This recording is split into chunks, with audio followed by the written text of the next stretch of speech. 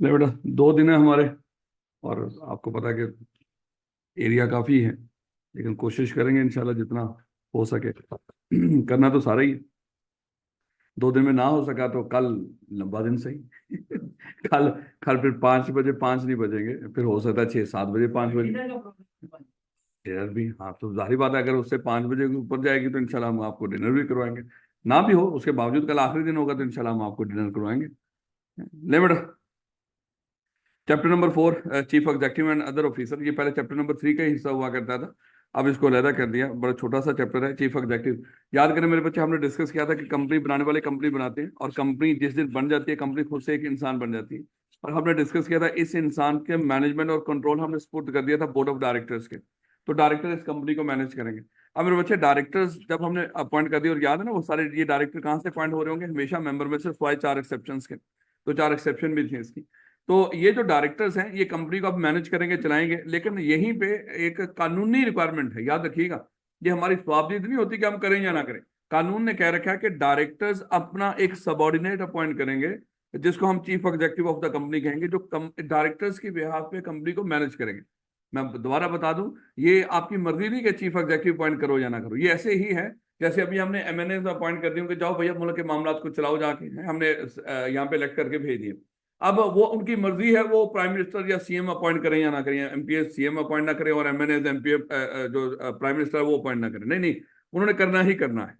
तो ये मेरे बच्चे जो डायरेक्टर्स हैं ये अपना एक सबॉर्डिनेट जो इनके बिहाफ पे कंपनी को चलाएगा, इन्होंने अपॉइंट करना ही करना है, इसको हम chief executive of the company कहेंगे।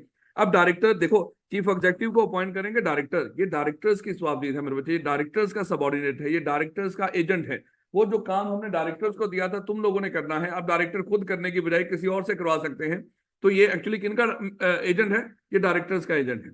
और ये किन के कहने पे चल रहा होगा? डायरेक्टर्स के कहने पे चल रहा होगा। और दूसरे नंबर पे मेरे बच्चे, इसको पावर किसने दी होंगी? वो भी डायरेक्टर्स ने दी होंगी। तो डायरेक्टर अपनी सारी पावर या अपनी पावर्स का मेजोरिटी हिस्सा, ये कह लें कि अपनी पावर सब्सटेंशियली, या तो सारी की सारी होली या सब्सटेंशियली क्या कर देंगे, इसको ट्रांसफर कर देंगे। तो ये मेरे बच्चे थोड़ा सा याद रखिएगा कि ये हमारी स्वाबदीद नहीं होता, ये भी एक लीगल अथॉरिटी है समझ लो कि कंपनीज के अंदर। तो चीफ एग्जेक्टिव कौन होगा? वो बंदा जो डायरेक्टर्स के कंट्रोल में कंपनी को कंट्रोल कर रहा हो डायरेक्टर्स के कंट्रोल में, लेकिन जो कंपनी को कंट्रोल कर रहा हो। और इसको पावर भी कहां से मिल रही होंगी? डायरेक्टर से मिल रही होंगी सारी की सारी, या सब्सटेंशियल हिस्सा उसको पावर्स का इसको मिल जाएगा।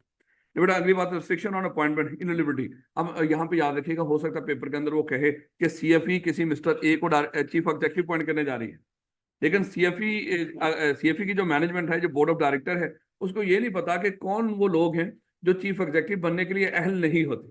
देखो सवाल कैसे करेगा कि सीएफई एक चीफ एग्जेक्टिव अपॉइंट करने जा रहे हैं, सीएफई का बोर्ड ऑफ डायरेक्टर, लेकिन बोर्ड ऑफ डायरेक्टर को ये नहीं पता कि वो कौन से लोग हैं जो चीफ एग्जेक्टिव जो नहीं बन सकते, उसको इनएलिजिबिलिटी का नहीं पता। फिर बच्चे यहाँ पे लॉ ने बता रखा है कि जो इनएलिजिबिलिटी डायरेक्टर्स के लिए है वही चीफ एग्जेक्टिव के लिए है। अब याद है आपको जो कौन कौन से जो लोग थे जो डायरेक्टर नहीं बन सकते, वही लोग मेरे बच्चे चीफ एग्जेक्टिव भी नहीं बन सकते। तो आपने वो सारे लिखने हैं। आपने वहां पे ये नहीं कहना कि जो लोग डायरेक्टर नहीं बन सकते वो चीफ एग्जेक्टिव नहीं बन सकते, और 6-7 नंबर का सवाल किया हो और आप इतनी सी बात लिखी आप एक्सपेक्ट कर रहे हो तो शायद वो आपको नंबर मिल जाएंगे। तो मेरे बच्चे याद रखिए, मेरा ख्याल है इसको लगा ही ले बना। इससे शायद मैं आहिस्ता बोलूँ, है ना? ले बेटा, तो याद रखिएगा कि वहां पे आपने क्या बताना है, जो डायरेक्टर्स की इनएलिजिबिलिटी है वही आप चीफ एग्जेक्टिव के लिए बताएंगे फिर। सही है ना? या आवाज ज्यादा तो नहीं? मुनासिब है मेरा ख्याल, सही है आई थिंक। ले बेटा, तो वो कौन कौन से लोग थे, जल्दी जल्दी करके बताते जाओ, जो डायरेक्टर नहीं बन सकते। माइनर, अनसाउंड माइंड, जिसने इंसॉल्वेंसी के लिए अप्लाई किया हो, अनडिस्चार्ज इंसॉल्वेंस, या मॉरल टर्पिट्यूड वाला जो कन्विक्टेड हो, फिड्यूशियल रिलेशनशिप की वायलेशन, एंटियन ना हो, हाँ मेंबर ना हो, ये तो बगैर मेंबर वाला भी बन सकता है। इसके ये तो एक्सेप्शन था ना, चीफ एग्जेक्टिव का मेंबर होना जरूरी नहीं। तो याद रखिएगा, बाकी सारे लिखिएगा, मेंबर वाला नहीं लिखिएगा, क्योंकि चीफ एग्जेक्टिव नॉन मेंबर भी हो सकता है। ले बेटा, तो यहाँ पे ये बात नहीं लिखनी, फिर आप लोग सारी बातें लिखनी है जो पीछे आप पढ़ के आए। Appointment of first chief executive.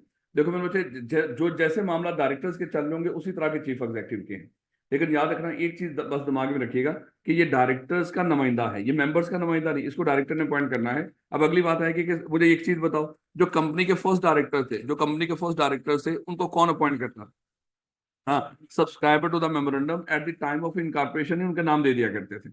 याद रखना मेरे बच्चे, सब्सक्राइबर टू द मेमोरेंडम ही जब डायरेक्टर्स की लिस्ट दे रहे होंगे ना, mister A B C D eight the time of incorporation, कि ये लोग कंपनी के डायरेक्टर बनेंगे, उसी वक्त मेरे बच्चे एक और बंदे का नाम भी दे देंगे, सर ये बंदा इनमें से CEO होगा। यानी कि चीफ एग्जीक्यूटिव का नाम भी जो पहला पहला फर्स्ट चीफ एग्जीक्यूटिव, जो फर्स्ट चीफ एग्जीक्यूटिव है, उसको कौन अपॉइंट कर रहा होगा? Member, subscriber to the memorandum. Subscriber to the memorandum point करेंगे, और कब बोला? At the time of incorporation of the company. और ये जो फर्स्ट चीफ एग्जीक्यूटिव होगा, अगली बात मुझे बताओ, जो फर्स्ट डायरेक्टर थे उनकी मुद्दत कहां तक थी बोला? फर्स्ट AGM तक। ये जो फर्स्ट चीफ एग्जीक्यूटिव होगा, इसकी मुद्दत भी कहां तक होगी? फर्स्ट AGM तक। बस ये याद रखिएगा, ये फर्स्ट चीफ एग्जीक्यूटिव वह बंदा होगा जिसको subscriber to the memorandum appoint करेंगे। उसके बाद मेरे बच्चे, चाहे सबसीक्वेंट चीफ एग्जीक्यूटिव हो, चाहे कैजुअल वैकेंसी हो, उसको हमेशा कौन अपॉइंट किया करेंगे? डायरेक्टर्स किया करेंगे। So I first chief executive के ये मेंबर अपॉइंट कर रहे हैं, मतलब subscriber to the memorandum appoint कर रहे हैं। अब मेरे बच्चे यही बातें यहाँ पे लिख रखी कि जो देख लें, कुछ रीड करने वाली बात तो नहीं।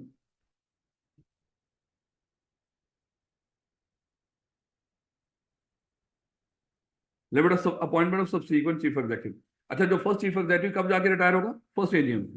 अब जो फर्स्ट AGM पे रिटायर होगा मेरे बच्चे, हमने दोबारा भी तो अपॉइंट करना है ना, लेकिन दोबारा हमने थोड़ी अपॉइंट करना है, जो मेंबर्स हैं दोबारा कौन अपॉइंट करेगा? डायरेक्टर्स करेंगे। अब मेरे बच्चे देखिएगा, अज्यूम कर लो आज 0 डेट के ऊपर यहाँ पे डायरेक्टर्स का इलेक्शन हुआ है, आज की तारीख के ऊपर डायरेक्टर्स का यहाँ पे इलेक्शन हुआ है। क्या डायरेक्टर्स का जिस दिन इलेक्शन होगा, इन्होंने चीफ एग्जीक्यूटिव अपॉइंट करना है? देखो नेक्स्ट टाइम तो डायरेक्टर्स आ जाएंगे ना, डायरेक्टर पहले से बैठे होंगे, कंपनी का इलेक्शन हो चुका होगा, हम कहेंगे आप लोग खुद अपना चीफ एग्जीक्यूटिव अपॉइंट कर लो। लेकिन ये नहीं कहना कि भाई जिस दिन डायरेक्टर्स का इलेक्शन हो उसी दिन हम उधम मचा दें, चलो भैया आज आपके पास शाम तक का टाइम है, आप फौरन से चीफ एग्जीक्यूटिव अपॉइंट कर लो। जैसे हमने MNA तो इलेक्ट कर लिया ना, क्या हमने कहा है कि 10 दिन के अंदर, 5 दिन के अंदर आप प्राइम मिनिस्टर, बड़ा अहम होता है, अभी तक मुशावरत चल रही है उसके ऊपर, पता नहीं कितने दिन और चलेगी है, उसके बाद आके इतना कोई काबिल बंदा ढूंढ रहे हैं शहबाज शरीफ की तरह है, कि ताकि इस मुल्क को चला सके, तो मेरे बच्चे उसके ऊपर टाइम लगता है। सेम मामला यहाँ पर भी है, जब आप ये डायरेक्टर सेलेक्ट कर लोगे, डायरेक्टर्स के इलेक्शन वाले दिन आगे हम इनको 14 दिन देंगे मेरे बच्चे, कि आपके पास 14 डेज हैं, आप चीफ एग्जीक्यूटिव अपॉइंट कर लो। यानी कि 14 डेज के अंदर अंदर आपने चीफ एग्जीक्यूटिव, चाहे 2 दिन बाद कर लो, 10 दिन बाद, लेकिन 14 डेज से ज्यादा नहीं आप देंगे टाइम। यानी कि जिस दिन डायरेक्टर्स का इलेक्शन होगा, सबसीक्वेंट चीफ एग्जीक्यूटिव कितने अरसे में अपॉइंट हुआ करेगा? डायरेक्टर्स के इलेक्शन के 14 डेज के अंदर अंदर। अब अगली बात, सर ये जो डायरेक्टर्स के इलेक्शन के 14 डेज के अंदर जो चीफ एग्जीक्यूटिव पॉइंट होगा, इसकी मुद्दत कितनी होगी? इसकी मुद्दत मेरे बच्चे उसी तरह नेक्स्ट 3 ईयर्स है, तो ये भी डायरेक्टर तो अगले 3 साल तक, फिर अगला नेक्स्ट इलेक्शन होगा, फिर ये चीफ एग्जीक्यूटिव जो नेक्स्ट इलेक्शन होगा उसमें डायरेक्टर्स आएंगे 3 साल के बाद, फिर वो क्या करेंगे? आगे अपना चीफ एग्जीक्यूटिव पॉइंट करेंगे 3 सालों के लिए। तो ये चीफ एग्जीक्यूटिव जो सबसीक्वेंट चीफ एग्जीक्यूटिव, ये डायरेक्टर्स के इलेक्शन के 14 दिन के अंदर अंदर अपॉइंट किया जाएगा। इलेक्ट क्या होता है? ये अपॉइंट होता है, याद रखोगे इस बात को। हाँ, ये तो हमने पहले भी डिस्कस किया था कि जो बंदा अपनी मुद्दत पूरी करके जा रहा हो, हमने डिस्कस किया था, वो रिटायरमेंट होती है, और जब जो बंदा मुद्दत पूरी करने से पहले जा रहा हो तो कैजुअल वैकेंसी है। अब मेरे बच्चे देखो, जो फर्स्ट चीफ एग्जीक्यूटिव था उसकी मुद्दत थी फर्स्ट AGM तक, हो सकता है वो फर्स्ट AGM तक बेचारा टाइम निकाले ही नहीं, हो सकता है वो रिजाइन करके चला जाए, हो सकता है हम रिमूव भी कर दें, हो सकता है वो डिस्क्वालीफाई हो जाए। जो डिस्क्वालिफिकेशन डायरेक्टर्स की है वही डिस्क्वालिफिकेशन चीफ एग्जीक्यूटिव की है, हो सकता है वो डिस्क्वालीफाई हो गया हो सकता है वो रिजाइन करके चला गया, यानी कि रिजाइन, डेथ, डिस्क्वालिफिकेशन या रिमूवल, ये चारों काम यहाँ पर भी हो सकते हैं। आज अगर हमने एक चीफ एग्जीक्यूटिव को यहाँ पे अपॉइंट कर लिया और 3 साल तक उसकी मुद्दत है, हो सकता है इन 3 सालों में कोई कैजुअल वैकेंसी राइज हो जाए, है वो मर गया हो, वो रिजाइन करके चला जाए, उसको रिमूव कर दिया, या वो डिस्क्वालीफाई हो गया, तो फिर मेरे बच्चे क्या करेंगे? उसकी जगह पे नया चीफ एग्जीक्यूटिव अपॉइंट करेंगे। और नया चीफ एग्जीक्यूटिव कौन अपॉइंट किया करेगा? फिर डायरेक्टर। ये डायरेक्टर्स का नुमाइंदा है, वही करेंगे, और कितने अरसे में? 14 डेज के अंदर। यानी कि डायरेक्टर्स के इलेक्शन के 14 दिन में आपने चीफ एग्जीक्यूटिव अपॉइंट करना है, उसके बाद जब भी कैजुअल वैकेंसी। अब मुझे बताओ, डायरेक्टर्स कितने अरसे, मान लो CFA एक प्राइवेट कंपनी है, इसका डायरेक्टर कोई कोई कैजुअल वैकेंसी राइज होगी डायरेक्टर्स की, कितने दिनों में हम फिल करेंगे? तो बात इसका, इसके बता तो रखा है ना उसने, एज पर आर्टिकल, जो भी आर्टिकल में लिखा होगा उतने अरसे में आप क्या कर दोगे? डायरेक्टर्स की कैजुअल वैकेंसी फिल करोगे। लेकिन अगर ये लिस्टेड कंपनी होती तो फिर आपने 90 डेज के अंदर लास्ट भी फिल कर देते। लेकिन चीफ एग्जीक्यूटिव का इतना नहीं मेरे बच्चे, 90 दिन तक नहीं वेट करना आपने, है तो ये भी डायरेक्टर, लेकिन इसको कितने अरसे में आपने कैजुअल वैकेंसी फिल कर देना? 14 डेज के अंदर। और फिर जो कैजुअल वैकेंसी वाला जो चीफ एग्जीक्यूटिव आएगा उसकी मुद्दत कितनी होगी? हाँ, रिमेनिंग मुद्दत उसी तरह। है, ताकि नेक्स्ट टाइम जो नए डायरेक्टर आए उनको नया चीफ एग्जीक्यूटिव अपॉइंट करने की मौका मिले। ये नहीं कि जो हम कैजुअल वैकेंसी में फिल करें उसकी मुद्दत भी 3 साल हो, और जो नए वहां पे उस वक्त हम डायरेक्टर इलेक्ट हों, जो नए मुतकब होकर आए, तो वो कहें कि भैया ये चीफ एग्जीक्यूटिव हमें सूट ही नहीं करता, फिर उसको रिमूव करें, फिर और स्यापा पड़े। नहीं बेटा, ये सारा हमने डिस्कस किया। Continue until successor is appointed, इंतहाई अहम है मेरे बच्चे। जब चीफ एग्जीक्यूटिव रिटायर होगा, जब चीफ एग्जीक्यूटिव रिटायर होगा या ये रिजाइन करके जा रहा, तो हम कहेंगे सर जब तक कोई नया चीफ एग्जीक्यूटिव आपकी जगह पे नहीं आ जाता, आप काम जारी रखें। यानी कि चीफ एग्जीक्यूटिव जब कोई रिटायर हो या रिजाइन करके जा रहा हो, हम कहेंगे जब तक सर नया चीफ एग्जीक्यूटिव अपॉइंट नहीं कर लेते, आप क्या करो, अपना काम कंटिन्यू रखो। लेकिन 2 सिचुएशन ऐसी हैं जहां पे चीफ एग्जीक्यूटिव को कहेंगे कि भाई आप फौरन घर चले जाओ, आपको सक्सेसर का वेट करने की जरूरत नहीं है। अब वो 2 सिचुएशन कौन सी हैं मेरे बच्चे? हो सकता है कि जो नया चीफ एग्जीक्यूटिव है वो इसकी हरकतों की वजह से ही ना आ रहा हो, है, अगर इसकी वजह से ही पॉइंट ना हो रहा हो, जैसे अभी अल्लाह माफ करे, मैं वैसे मैं ये नहीं कह रहा कि आप कह रहे हो कि सर आप शायद गलत बोल रहे हो, गलत तो हो सकता है मैं गलत हूं, लेकिन हो सकता है ये जो नया प्राइम मिनिस्टर है वो निगरान हुकूमत की वजह से ही पॉइंट ना हो रहा हो, है। अभी तो निगरान हुकूमत ही है ना जो चीफ मिनिस्टर है, जो करंट है। तो मेरे बच्चे अल्लाह माफ करे ऐसे हालात पैदा किए जा रहे हैं कि हो सकता है कि इमरजेंसी लगा दी जाए या कुछ इस तरह के मामला बना दिए जाए, यही हुकूमत आगे कोई कौमी हुकूमत की शक्ल इख्तियार करके यही चलते रहे, क्योंकि ये उन लोगों को बहुत सूट करते हैं जिन्होंने इनको अपॉइंट किया है। ये बिल्कुल खुदा न खासा जिसको कहते हैं ना कि वो अल्लाह मियाँ की क्या है, वो गाय है, या ये कह लो, चलो ये गाय भी एक मुकद्दस लफ्ज़ है, गधे घोड़े हैं, गधा घोड़ा भी अच्छा है, गधे हैं। तो मेरे बच्चे शायद ये लोग उनकी ज्यादा अच्छे तरीके से मानते हैं, तो शायद ये क्या करें, वो चाहें कि इन्हीं को कंटिन्यू रखो, तो हालात ऐसे बेहतर किए जा रहे हैं, तो फिर वहां पे क्या करना पड़ेगा पाकिस्तानी अवाम को, पहले इनको घर भेजना पड़ेगा। उनको कहेंगे सर पहले आप तो दफा हो यहाँ से, हैं, हम खुद ही अपॉइंट कर लेंगे आप। तो याद रखिएगा, जब चीफ एग्जीक्यूटिव की वजह से नया चीफ एग्जीक्यूटिव अपॉइंट ना हो रहा, हम पहले उसको घर भेजेंगे, बाद में उसको अपॉइंट करेंगे। और दूसरा क्या है, अगर आप किसी चीफ एग्जीक्यूटिव को खुद रिमूव करो, देखो अगर तो वो रिजाइन करके जा रहा हो या रिटायर हो, फिर तो कोई हो सकता कुछ गलत ना हो, आप उसको काम करने दो जब तक नया चीफ एग्जीक्यूटिव ना आए। लेकिन अगर आपने किसी को खुद निकाला है, फिर तो पक्की बात उसकी हरकतों की वजह से निकाला होगा। तो अगर आपने चीफ एग्जीक्यूटिव को खुद रिमूव किया है, तो फिर मेरे बच्चे उसको फॉरेन घर जाना होगा। 2 सिचुएशन जहां पे रिमूव किया हो और जहां पे उसकी वजह से नया चीफ एग्जीक्यूटिव ना आ रहा हो, अदरवाइज मेरे बच्चे चीफ एग्जीक्यूटिव उस वक्त तक काम करता रहेगा जब तक नया चीफ एग्जीक्यूटिव ना। Nomination by the federal government, अच्छा ये याद रखिएगा, जब फेडरल गवर्नमेंट चीफ एग्जीक्यूटिव को रिमूव करेगी, शाबाश उमर, अच्छा बेटा देखिएगा, जब फेडरल गवर्नमेंट चीफ एग्जीक्यूटिव को नॉमिनेट करेगी, देखिएगा वहां पे उसको क्या चाहिए होंगे, मेजोरिटी डायरेक्टर चाहिए होंगे। लेकिन आगे जाके हम डिस्कस करेंगे, फेडरल गवर्नमेंट जब उसको रिमूव करेगी ना, वहां पे 75% शेयर होल्डिंग चाहिए होगी। अगरचे ये भी है, वो मैं आपको बता दूंगा जब रिमूव करने का मामला होगा, लेकिन वैसे मैं बता रहा हूँ, उसने अपॉइंटमेंट की बात की, क्या गवर्नमेंट भी नॉमिनेट कर सकती है चीफ एग्जीक्यूटिव? हम कहेंगे हाँ बिल्कुल। वो कैसे कर सकती है? अगर मेजोरिटी डायरेक्टर गवर्नमेंट के हो, देखो चीफ एग्जीक्यूटिव कौन अपॉइंट करेगा? डायरेक्टर, और डायरेक्टर के फैसले कैसे होते हैं? कलेक्टिवली या बाई मेजोरिटी, है। जब डायरेक्टर आपस में, हम सब लोग सीएफई के डायरेक्टर, हम चीफ एग्जीक्यूटिव अपॉइंट करने जा रहे हैं, मेजोरिटी हम गवर्नमेंट के बैठे हुए, तो पक्की बात है किनकी चलेगी? गवर्नमेंट की चलेगी ना। तो वो क्या कर लेंगे, उनका उनके हक में जो जिस बंदे को चाहेंगे उसको लाके अपॉइंट कर देंगे। टर्म्स ऑफ अपॉइंटमेंट, ये मेरे बच्चे हमने सारा देख ही लिया। यानी कि इसकी टर्म्स एंड कंडीशन कौन डिसाइड करेगा? वो डायरेक्टर डिसाइड करेंगे कि किन टर्म्स एंड कंडीशन के इन अकॉर्डेंस विद आर्टिकल्स और एक्ट। लेकिन आगे उसने कहा कि गवर्नमेंट अगर चीफ एग्जीक्यूटिव अपॉइंट करेगी, उसकी टर्म्स एंड कंडीशन भी कौन डिसाइड करेगी? वो गवर्नमेंट ही डिसाइड करेगी। रिपोर्ट टू बोर्ड, ये डेफिनेटली जिस बंदे को अपॉइंट किया था वो उसी को जवाबदेह होते हैं। अब देखो ना, ये जो निगरान हुकूमत है, पता नहीं इनको किसने अपॉइंट किया है, ये उन्हीं को जाके जवाब देते हैं। आपको जवाब दे हैं नहीं, ये हमारे नुमाइंदे हैं ही नहीं, है। लेकिन कल जो हमारी अभी जिनको हमने नुमाइंदा बनाया था उनको वो आने नहीं दे रहे, लेकिन अगर वो आगे वो हमें जवाब दें। लेकिन ये लोग हमें जवाब दें इसलिए वो अपनी मर्जी से जो दिल करता है वो करते हैं, क्योंकि वो कौन सा हमसे वोट लेकर बने। तो याद रखना, जो बंदा जिसको अपॉइंट करता है वो उसी को जवाब दे होता है। ये जो डायरेक्टर्स है, इनको किन्होंने इलेक्ट किया था? मेंबर्स ने, तो मेंबर्स को जवाब दें। आगे चीफ एग्जीक्यूटिव को किसने अपॉइंट किया? डायरेक्टर ने, तो डायरेक्टर्स को ही चीफ एग्जीक्यूटिव जवाब दें। ये शेयर होल्डर को अगर, लेकिन याद रखो है ये भी डायरेक्टर, शेयर होल्डर को भी है, लेकिन मेनली किसको जवाब देगा? डायरेक्टर्स को, क्योंकि आगे जाके हम डिस्कस करेंगे, शेयर होल्डर भी चाहे तो इसको क्या कर सकते हैं? रिमूव कर सकते हैं। इसका मतलब जवाब दे तो अगर देखा जाए उनको भी है, तो कहेंगे जाओ कर लो जो करना है, कहते ठीक है फिर रिमूव कर दो। इसका मतलब कहीं ना कहीं कुछ ना कुछ तो होगा। खैर मेनली ये मेरे बच्चे डायरेक्टर्स को जवाब दे। स्टेटस ऑफ ए डायरेक्टर हमने डिस्कस किया था, चीफ एग्जीक्यूटिव या तो डायरेक्टर में से ही किसी बंदे को चीफ एग्जीक्यूटिव बनाते हैं, तो फिर वो डायरेक्टर भी है और अजाफी ओहदा दे दिया, एक फर्दर ऑफिस ऑफ प्रॉफिट दे दिया हमने इसको। क्या इसको डायरेक्टर की अगर वो ये डायरेक्टर में से चीफ एग्जीक्यूटिव बना होगा, मुझे बताओ क्या डायरेक्टर की तनख्वाह दे रहे होंगे इसको? पक्की बात है। जब इसको चीफ एग्जीक्यूटिव बना दिया, हो सकता है पहले डायरेक्टर के तौर पे इसकी तनख्वाह हो 1 लाख रुपया, अब हम उसको दे रहे हैं शायद 1.5 लाख रुपया, तो ऊपर का जो 50,000 रुपया पे कर रहे हैं किस चीज का? चीफ एग्जीक्यूटिव का।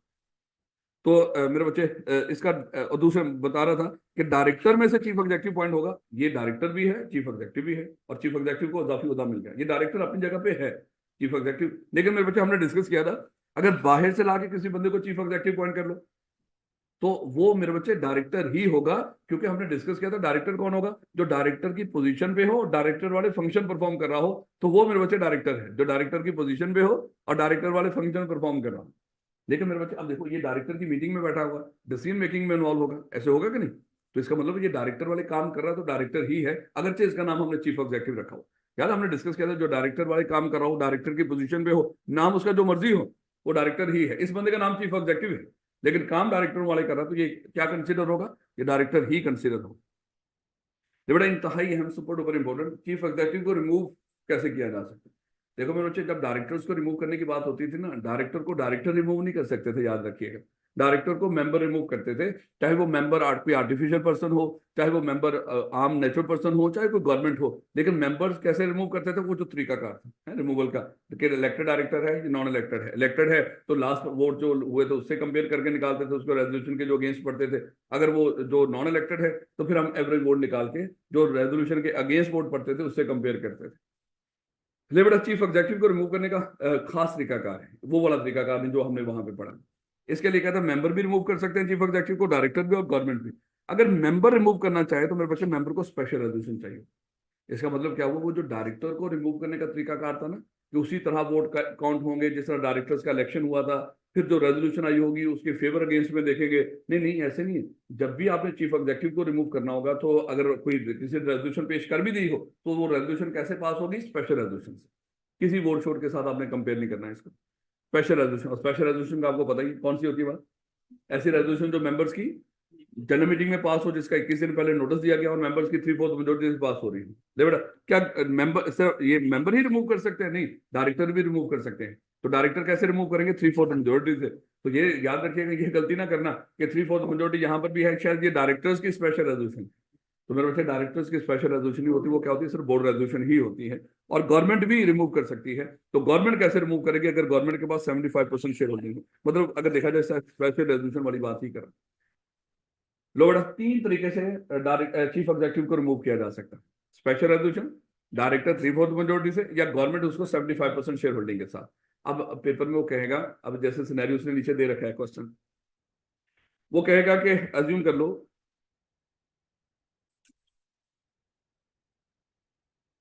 ये कंपनी, इस कंपनी का चीफ एग्जेक्टिव है मिस्टर ए, और इस कंपनी के एक मेंबर है, मान लो कि सीएफई कंपनी भी इसकी मेंबर है, और सीएफई चाहती है कि हम इस चीफ एग्जेक्टिव को रिमूव करें। ये सीएफई क्या है? इस कंपनी ए लिमिटेड की मेंबर है, और सीएफई चाहता है कि इसका चीफ एग्जेक्टिव रिमूव करें। तो सीएफई कैसे रिमूव कर सकता है? क्या तो स्पेशल रेजोल्यूशन पास करवा ले, एक तरीका का, मेंबर है ना, क्या स्पेशल रेजोल्यूशन पास करवा ले? क्या सिर्फ स्पेशल रेजोल्यूशन? नहीं नहीं, हो सकता है सीएफई के इस ए लिमिटेड कंपनी के बोर्ड ऑफ डायरेक्टर पे मेजोरिटी 3/4 डायरेक्टर वो सीएफई के हो, मेजोरिटी नहीं, यहाँ याद रखिएगा 3/4। हो सकता है उसके 8 डायरेक्टर में से 5, चलो 6 कर लो, 8 का 3/4 कितना निकलेगा वाला? 6। तो 6 डायरेक्टर अगर किसके हो, अगर सीएफई के हो, 8 में से 6 डायरेक्टर सीएफई के, तो इससे भी रिमूव कर सकता है। मैं एक चीज बताना चाह रहा हूं, जब चीफ एग्जेक्टिव को रिमूव करने की बारी आएगी तो कोई कंपनी कैसे रिमूव कर सकती है, तो आपने सारे दोनों अवेलेबल ऑप्शन उसको बताने हैं। एक अवेलेबल ऑप्शन तो ये है कि वो स्पेशल रेजोल्यूशन पास करके उसको रिमूव करवाने। दूसरा ऑप्शन डायरेक्टर वाला भी आपने कंसिडर करना है। ये ना सोचेगा सर वो मेंबर है ना, मेंबर तो सिर्फ स्पेशल रेजोल्यूशन से रिमूव कर सकते हैं। नहीं बेटा, अगर उसी कंपनी के डायरेक्टर हो 3/4, तो वो उसका सहारा ले ले। दोनों ऑप्शन होने चाहिए। तो पेपर में वो बड़ा अच्छा सवाल दिया वो उसने, जो प्रैक्टिस क्वेश्चन के अंदर, इसको मेरे बच्चे ये पास पेपर ही है, तो उसमें दोनों ऑप्शन उसने कंसिडर किए हुए। अगर वो स्पेशल रेजोल्यूशन से रिमूव ना हो रहे, अब हो सकता है जस्ट एग्जांपल, इस सीएफई के पास इस ए लिमिटेड कंपनी के सिर्फ 20% शेयर, वो स्पेशल रेजोल्यूशन के पास कम से कम 75% तो चाहिए होंगे ना, तभी जाके स्पेशल रेजोल्यूशन पास होगी। जबकि सीएफई के पास कितने शेयर है? सिर्फ 20%। स्पेशल रेजोल्यूशन तो ये खुद पास नहीं करवा सकते, पक्की बात है। लेकिन मेरे बच्चे, अगर हो सकता है इनके साथ कोई कॉन्ट्रैक्ट हुआ हो, और वहां पे जो 8 में से 6 डायरेक्टर अपॉइंट करने की पावर बाय कॉन्ट्रैक्ट सीएफई को मिली हुई, तो फिर सीएफई किसका सहारा ले लेंगे? डायरेक्टर्स का। डायरेक्टर्स की 3/4 मेजोरिटी से इसको रिमूव कर देंगे। याद रखोगे? अच्छा, गवर्नमेंट का यहाँ पे लिखा हो 75%, लेकिन अगर पेपर में कह दे कि 8 में से 6 डायरेक्टर गवर्नमेंट के, तो वही गवर्नमेंट कैसे रिमूव कर लेगी? डायरेक्टर्स के जरिए। तो ये याद रखिएगा, सारे ऑप्शन आपने कंसिडर कर रहे हैं, ये नहीं इसी चीज में पक्के हो जाए कि सर सिर्फ शेयर होल्डर स्पेशल रेजोल्यूशन से, डायरेक्टर 3/4 मेजोरिटी से और गवर्नमेंट 75% शेयर होल्डिंग से। देखो बेटा, कोई भी चीफ एग्जीक्यूटिव कंपीटिंग बिजनेस नहीं करेगा। कंपीटिंग बिजनेस का मतलब क्या है? सिमिलर बिजनेस, उसी तरह का कारोबार जिस तरह का, जिस कंपनी में आप चीफ एग्जीक्यूटिव हो। लेकिन याद रखिएगा, खाली आपको नहीं रोका, आपके स्पाउस और माइनर चिल्ड्रन को भी रोक दिया मेरे बच्चे।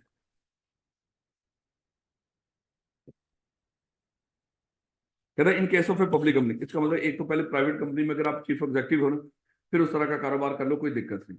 सीएफए एक प्राइवेट कंपनी, आप इसके चीफ एग्जीक्यूटिव हो, ये कॉलेज है सीए का, आप किसी और कॉलेज में भी chief executive, it's okay. Law ने मना नहीं किया हुआ, अनलेस के हमारे आर्टिकल में मना हो। फिर आप आर्टिकल्स को देखो, वही रूल्स एंड रेगुलेशन है। लेकिन लॉ ने किस कंपनी वाले चीफ एग्जीक्यूटिव को मना किया है? पब्लिक वाले, चाहे वो लिस्टेड और अनलिस्टेड हो, कि पब्लिक कंपनी का कोई भी चीफ एग्जीक्यूटिव उस तरह के कारोबार में इन्वॉल्व नहीं होगा जिस तरह के कारोबार में वो खुद चीफ एग्जीक्यूटिव। देखो, चीफ एग्जीक्यूटिव पूरी कंपनी को मैनेज कर रहा होता है। डायरेक्टर ने भी सारी पावर उठा के किसको दी होती है? चीफ एग्जीक्यूटिव को। जैसे हमने डिस्कस किया, मान लो कि सीएफई एक पब्लिक कंपनी है और आप लोग सीएफई के चीफ एग्जीक्यूटिव, एक ही होता है चीफ एग्जीक्यूटिव, याद रखिएगा। ये नहीं कि बड़ी कंपनी तो दो चीफ एग्जीक्यूटिव होती ना, ना, चीफ एग्जीक्यूटिव एक ही होता है।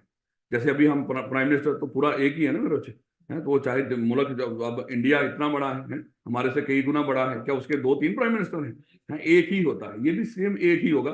कंपनी बड़ी हो या छोटी, उससे कोई फर्क नहीं पड़ता है। आगे देखिएगा मेरे बच्चे, कि हम एक पब्लिक कंपनी है, आप हमारे सीएफई के चीफ एग्जीक्यूटिव हो, तो डायरेक्टर ने सारी पावर सीएफई को चलाने की आपको दे रखी होंगी। अब आप यहाँ पे चला रहे हो, आपने क्या किया? बाजू में अपना भी सीए का कॉलेज खोल लिया है। जब यहाँ पे मैनेज कर रहे हो सकता है ऐसी पॉलिसी, गंदी घटिया किस्म की पॉलिसी बनाओ कि बच्चे यहाँ पे तंग होना शुरू हो, और बच्चे जब आपके पास शिकायत लेकर आए तो फिर आप क्या कहें? बोला है, अगर आपको ये कॉलेज सूट नहीं कर रहा तो दफा हो जाओ साथ वाले कॉलेज में, तो साथ वाला तो आपका ही है तो मेरे बच्चे वो तो डायरेक्टली आपको बेनिफिट मिलेगा। तो सारी बात, आप यहाँ के जो सप्लायर्स होंगे, अगर हमारा कोई मैन्युफैक्चरिंग का कारोबार है, तो यहाँ के जो सप्लायर्स होंगे, जो डेटर्स होंगे, जो हमारे जो कस्टमर्स होंगे, वो तो अच्छा खासा उनको एक्सप्लॉइट करके वहां पे ले जाएगा, है वहां पे उनको ऐसे बेनिफिट देगा, वहां पे आए, वहां पे हम आपके साथ खास डील करेंगे। जैसे वो जो गवर्नमेंट के होते हैं ना, जो हॉस्पिटल में डॉक्टर बैठे होते हैं, वो वहां पे तो उनको कह रहे होते हैं कि अच्छा इलाज चाहते हो तो भाई शाम को फिर हमारे क्लिनिक पे आ जाए। तो सेम वही मामला होना यहाँ पर भी, कि अगर अच्छी वो चाहते हो, कोई सहूलतें चाहते हो, तो फिर हमारे बिजनेस में आ जाओ। तो इसलिए लॉ ने मना कर दिया कि जिस तरह के कारोबार, अगर कोई पब्लिक कंपनी हो तो जिस तरह के कारोबार में आप चीफ एग्जीक्यूटिव हो, तो उस तरह के कारोबार में आप ना खुद कर सकते हो, ना ही उस तरह के कारोबार में किसी में डायरेक्टर होंगे, या ना ही चीफ एग्जीक्यूटिव। लेकिन खाली आपको नहीं मना किया मेरे बच्चे, आपके स्पाउस और माइनर चिल्ड्रन को भी मना कर दिया। अब जस्ट एग्जांपल मान लो कि एक टेक्सटाइल कंपनी है, इस टेक्सटाइल कंपनी से आपको ऑफर आ गई, सर सीईओ की, चीफ एग्जीक्यूटिव बनने की आपको ऑफर आ गई। लेकिन आपका जो सपोज था, आपका खुद का तो उस तरह का कोई कारोबार है ना, ही आप उस किसी इस तरह की कंपनी में डायरेक्टर हो, ना चीफ एग्जीक्यूटिव थे। लेकिन आपके सपोज का मेरे बच्चे, अगर टेक्सटाइल कंपनी के अंदर किसी तरह का कोई कोई उसका अपना कारोबार हो, या वो कहीं पे वो डायरेक्टर या चीफ एग्जीक्यूटिव हो, तो मेरे बच्चे ये भी आप ही कंसिडर होंगे, और आप इस कंपनी के लिए भी क्या होंगे? इनएलिजिबल होंगे। याद रखोगे इस बात को। कहता है in case of a public company, chief executive, spouse, minor children are prohibited to engage in business which competes with the business of the company in which he is a chief executive or with the business of any of its subsidiary company। अब ये line बड़ी important है मेरे बच्चे, ये subsidiary वाली, क्योंकि आई आपको पसंद है कि वो सिनेरियो बना के दे, अप्लाई करवाए आपसे, और ऐसा बना दे जहां पे आप खुदा ना खासा थोड़े से घूम जाए। अब वैसे हम थोड़ा सा सादा कर बनाने की कोशिश करें, कहेगा कि आपको ऑफर आई, मान लो कि हमारी एक शुगर मिल है, उस शुगर मिल ने आपको, शुगर की कंपनी, उस शुगर मिल ने आपको ऑफर की कि सर आए मिस्टर ए को, आप हमारी कंपनी के चीफ एग्जीक्यूटिव बने। अब क्या हुआ, इस शुगर, ये जो कंपनी है शुगर वाली, इसकी एक सब्सिडरी भी है, वो मेरे बच्चे फ्लोर का काम करती है, उसका फ्लोर का कारोबार है, आटे का कारोबार करती है। तो ये इसकी सब्सिडरी है। अच्छा, आपकी जो सपोज है, सपोज का जो कारोबार है, वो मेरे बच्चे, वो भी आटे का, ये कह लेंगे आटे का कारोबार है, तो इस तरह कह लो, या किसी फ्लोर फ्लोर फ्लोर मिल के अंदर ही वो चीफ एग्जीक्यूटिव है, या किसी फ्लोर मिल की वो भी मालिक है। याद रखोगे इस बात को। अब मेरे बच्चे याद रखिएगा कि देखो, आपको किस में अपॉइंट किया जा रहा है? शुगर मिल, यानी कि शुगर की फैक्ट्री है, वहां पे आपको चीफ एग्जीक्यूटिव अपॉइंट किया जा रहा है। अब आप इसके लिए भी नाहिल हो जाएंगे। अगली बात है कि सर ये कैसे हो सकता है, मैं तो इस तरह के कारोबार में इन्वॉल्व ही नहीं, और ना ही मेरा सपोज उस तरह के कारोबार में इन्वॉल्व है। उन्होंने कहा कि आप तो इन्वॉल्व नहीं, आप चाहे खुद इस तरह के कारोबार में इन्वॉल्व होते, या आपके सपोज चाहे इस कंपनी के, चाहे उसकी सब्सिडरी के कारोबार जैसे भी अगर आप कोई एक्टिविटी कर रहे हो, तो फिर भी मेरे बच्चे आप उसके लिए एलिजिबल ही कंसिडर होंगे। अगर अनलिस्टेड कंपनी हो तो उसके सपोज एंगेज हो सकते हैं। बेटा ये पब्लिक कंपनी, पब्लिक में दोनों कवर होते हैं, लिस्टेड और अनलिस्टेड। नहीं मतलब ये पब्लिक कंपनी की बात हो रही है मेरे, तो इसमें दोनों, बस ये ध्यान रखिएगा मेरे बच्चे। CFE कॉलेज है और हमारी एक कोकोमो बना के हम बेचते हैं, हमारी एक सब्सिडरी है, वो कोकोमो बना के बेचते हैं। तो मेरे बच्चे, ना तो आपकी जो बिजनेस एक्टिविटीज होनी चाहिए या कोई कारोबार होना चाहिए उस तरह के बिजनेस में एंगेज होंगे जो CFE CA का कोई इस तरह का कारोबार हो, ना ही कोई कोकोमो बनाने जैसा कोई कारोबार हो, ना आप ना आपके सपोज, ना ही माइनर चिल्ड्रन। याद रखो, माइनर चिल्ड्रन है ना, तो ये याद रखिएगा मेरे बच्चे। मेरा ख्याल है कि इसमें काफी इंपॉर्टेंट है और काफी डिटेल में डिस्कस कर सकते हैं इसको। बेटा डिस्क्लोजर एंड अपॉइंटमेंट, और जब हम किसी चीफ ऑब्जेक्टिव को अपॉइंट करेंगे तो eight the time of appointment वो बताएगा कि किस किस तरह के कारोबार में वो इन्वॉल्व है, ताकि पता चल सके। ये यानी कि eight the time of appointment आपने सब कुछ डिस्क्लोज करना है कि आप, आपके स्पोज या माइनर चिल्ड्रन, अगर उनके इस तरह के कारोबार हैं जिससे कॉन्फ्लिक्ट ऑफ इंटरेस्ट आ सकता है, तो सारे आपने डिस्क्लोज करने होते हैं। अदर ऑफिसर कौन कौन से मेरे बच्चे? Chairman of A listed company. देखो मेरे बच्चे, बाकी कंपनी के लिए तो उसने नहीं कहा, लेकिन उसने कहा कि लिस्टेड कंपनी का एक चेयरमैन भी होना चाहिए। अब देखो, अभी हमने डिस्कस किया था, कंपनी बनाने वाले कंपनी बना के वो सपोर्ट कर देते हैं बोर्ड ऑफ डायरेक्टर्स के, भाई डायरेक्टर इस कंपनी को चलाएंगे। अब डायरेक्टर्स मेरे बच्चे इस कंपनी को जो मैनेज कर रहे होंगे, अभी हमने डिस्कस किया, ये अपना एक सबॉर्डिनेट अपॉइंट करेंगे जिसको चीफ एग्जीक्यूटिव कहेंगे। ये तो सबॉर्डिनेट है, लेकिन मेरे बच्चे एक ये अपना अपना सुपीरियर भी अपॉइंट करेंगे, उसको हम चेयरमैन कहते हैं। बोर्ड ऑफ डायरेक्टर अपना एक सुपीरियर अपॉइंट करेगा और उसको हम क्या बोलेंगे? चेयरमैन। अब ये जो चेयरमैन है मेरे बच्चे, याद रखिएगा, इसने कंपनी के मामलात को नहीं देखना, इसने सिर्फ बोर्ड के मामलात को देखना। ये जो चेयरमैन होता है ये कंपनीज के मामलात के लिए नहीं होता, सिर्फ बोर्ड के मामलात को, बोर्ड को रेगुलेट करने के लिए। जैसे अभी हमने डिस्कस किया कि या आपको पता ही है कि ये जो अभी असेंबलियां बनेगी, असेंबलियों में वहां पे एक स्पीकर बैठा होगा। स्पीकर का हरगज भी मामला मुल्की मामलात में मुदाखलत करना नहीं, वो सिर्फ वहां पे जब इजलास हो रहा होगा, इजलास के मामलात को रेगुलेट करता है स्पीकर। तो याद रखिएगा, सेम मामला चेयरमैन का। ये जो बोर्ड का चेयरमैन है, ये क्योंकि डायरेक्टर सब बराबर होते हैं, तो कोई बराबर बराबर का बंदा बराबर के बंदे की क्यों सुनेगा? इसलिए इनके मामला को रेगुलेट करने के लिए, इनकी वोटिंग करवाने के लिए, रिजल्ट अनाउंस करने के लिए, और किसी को बोलने के इजाजत देने के लिए, किसी को चुप करवाने के लिए, और फिर उसके मिनट्स ऑफ मीटिंग बनाने के लिए, उसके ऊपर साइन करने के लिए, तो ये सारा कुछ करने के लिए, बोर्ड के मामला को देखने के लिए हम इस चेयरमैन को अपॉइंट कर देते हैं। और ये चेयरमैन कौन होगा? ये सिर्फ बार बार बता रहा हूं, बोर्ड के मामला को देखता है। और कहते हैं लिस्टेड कंपनी के लिए तो लाजमी है, लिस्टेड कंपनी चेयरमैन अपॉइंट करेगी, और किन में से अपॉइंट करेगी? नॉन एग्जीक्यूटिव डायरेक्टर में से। याद है हमने डिस्कस किया था कि अब आईकैप का सवाल आया, आईकैप ने कहा कि 3 तरह के डायरेक्टर थे, executive director, non executive director और इंडिपेंडेंट डायरेक्टर। और उन्होंने कहा कि A, B, C ये हैं हमारे एग्जीक्यूटिव डायरेक्टर, और नॉन एग्जीक्यूटिव डायरेक्टर उसने कहा कि D, E, F ये नॉन एग्जीक्यूटिव, और इंडिपेंडेंट डायरेक्टर में उसने कहा कि G, H, I ये इंडिपेंडेंट डायरेक्टर है। उसने सवाल किया था कि अच्छा बताएं, इनमें से कौन बंदा लिस्टेड कंपनी का चेयरमैन बन सकता है? अब बच्चों ने यहाँ पे एक लाइन पढ़ के गए थे, और वो कौन सी थी कि चेयरमैन कौन होगा? नॉन एग्जीक्यूटिव डायरेक्टर में से। अब उसने बच्चों ने वहां पे आंसर किया कि सर D, E, F ये वो लोग हैं जो इस कंपनी के चेयरमैन बन सकते हैं। लेकिन भाई पीछे हम एक लाइन पढ़ के आए थे कि जो नॉन एग्जीक्यूटिव डायरेक्टर है ये हो सकता है इंडिपेंडेंट हो या ना हो, लेकिन हर independent director non executive director भी होता है, ये याद रखिएगा। तो ये जो इंडिपेंडेंट डायरेक्टर है ये तो उससे भी अच्छा है नॉन एग्जीक्यूटिव से भी। तो याद रखिएगा कि ये 6 के 6 बंदों में से कोई भी बंदा हम चेयरमैन के तौर पे अपॉइंट कर सकते हैं, लिस्टेड कंपनी का चेयरमैन के तौर पे। याद रखोगे इस बात को? यानी कि हर non executive director chairman independent नहीं होता, लेकिन हर इंडिपेंडेंट नॉन एग्जीक्यूटिव होता है। जब उसने नॉन एग्जीक्यूटिव दे दिए और इंडिपेंडेंट भी दे दिए, तो इंडिपेंडेंट भी नॉन एग्जीक्यूटिव ही कंसिडर करने आते, लेकिन हर इंडिपेंडेंट को, नॉन एग्जीक्यूटिव को इंडिपेंडेंट कंसिडर नहीं करना, लेकिन हर इंडिपेंडेंट नॉन एग्जीक्यूटिव होता है। और बाकी बातें मेरे बच्चे इसी तरह के, इसकी भी मुद्दत कितनी होगी? 3 साल तक, अनलेस के ये क्या करते हैं, ये रिजाइन करते हैं। और बाकी उसी तरह 14 दिन वाला असूल ही है कि कितने दिनों जब डायरेक्टर्स का इलेक्शन हुआ होगा उसके 14 दिन के अंदर हमने चेयरमैन अपॉइंट करना है, नॉन एग्जीक्यूटिव डायरेक्टर में से करना है। और कहता है कि कमीशन कुछ कंपनीज के लिए कह सकता है जिनका चीफ एग्जीक्यूटिव और non executive director, sorry chairman और चीफ एग्जीक्यूटिव ये दोनों सेम नहीं होंगे। देखो मेरे बच्चे, लिस्टेड कंपनी का तो चेयरमैन और चीफ एग्जीक्यूटिव कभी भी सेम नहीं हो सकते, लेकिन कोई और कंपनी भी इस तरह की हो सकती है जिसको SCCP कह दे कि उनका चीफ एग्जीक्यूटिव और चेयरमैन सेम नहीं हो सकते। देखो मुझे बताओ, लिस्टेड कंपनी का चेयरमैन और चीफ एग्जीक्यूटिव सेम हो सकते हैं? क्यों नहीं हो सकते बोला? क्योंकि उसने ऊपर बता रखा है कि जो जो चीफ एग्जीक्यूटिव हो, जो चेयरमैन होगा, वो नॉन एग्जीक्यूटिव डायरेक्टर में से होगा। चीफ एग्जीक्यूटिव हमेशा एग्जीक्यूटिव डायरेक्टर होता है।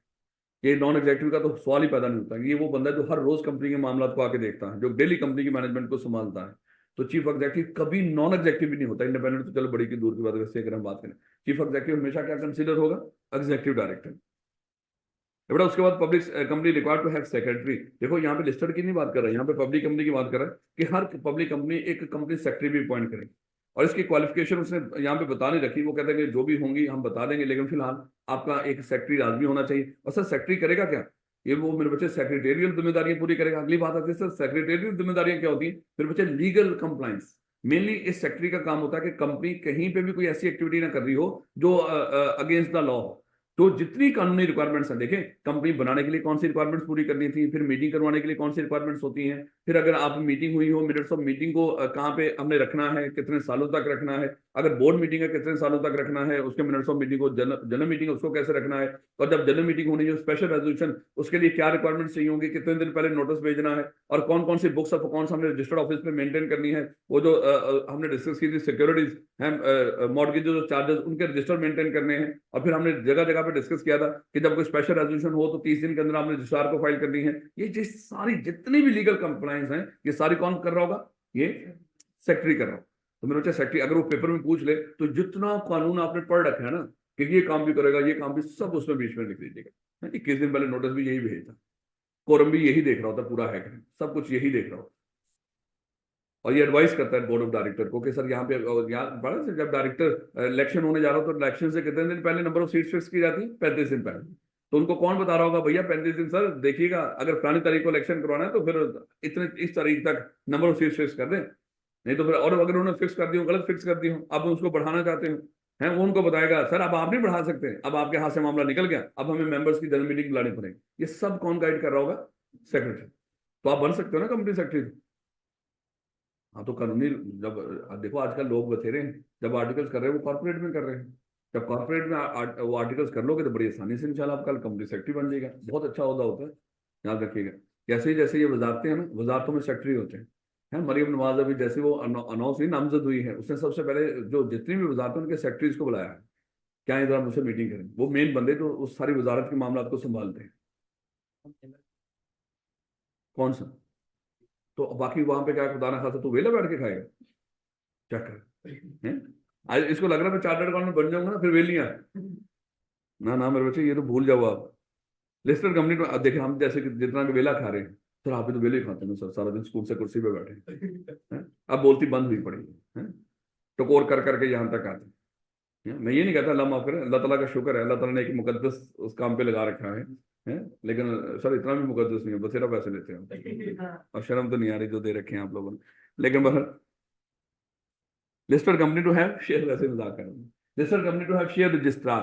देखो लिस्टेड कंपनी के लिए कह दिया कि उसने एक शेयर रजिस्ट्रार भी अपॉइंट करना है। अब अगली बात आती है, देखिएगा कंपनी रजिस्ट्रार और शेयर रजिस्ट्रार में खुदा के लिए फर्क समझिएगा। कंपनी रजिस्ट्रार वो जो कंपनी के रजिस्ट्रेशन के मामला को देखता है, ये कंपनी रजिस्ट्रार नहीं है। ये कौन है? ये शेयर रजिस्ट्रार है। देखो जो लिस्टेड कंपनी होती है, एक बड़ी कंपनी जिसमें करोड़ों अरबों मान लो के शेयर्स होंगे, अब इतने सारे शेयर्स डेली इतने हजारों लाखों के शेयर होल्डर हो सकते हैं।